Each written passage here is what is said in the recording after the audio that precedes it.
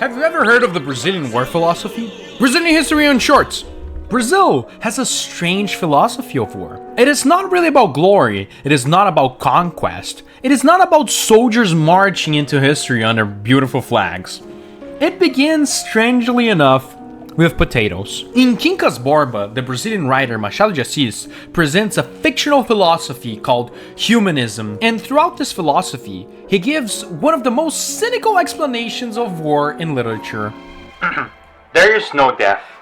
The meeting of two expansions, or the expansion of two forms, may determine the suppression of one of them. But, strictly speaking, there is no death. There is no life, because the suppression of one is the condition for the survival of the other, and the destruction does not reach the universal and common principle. From this comes the conservative and beneficial character of war. Imagine a field of potatoes and two starving tribes.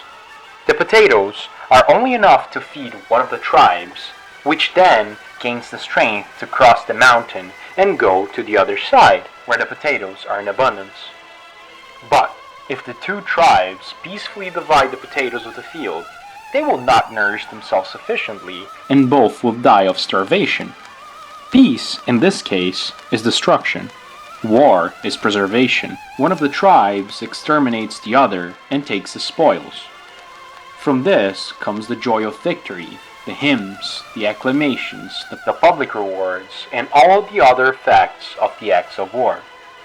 If war was not this, such demonstrations would not take place, for the real reason that man only celebrates and loves what is pleasant or advantageous to him, and for the rational reason that no person canonizes an action that virtually destroys him, to defeat hatred or compassion.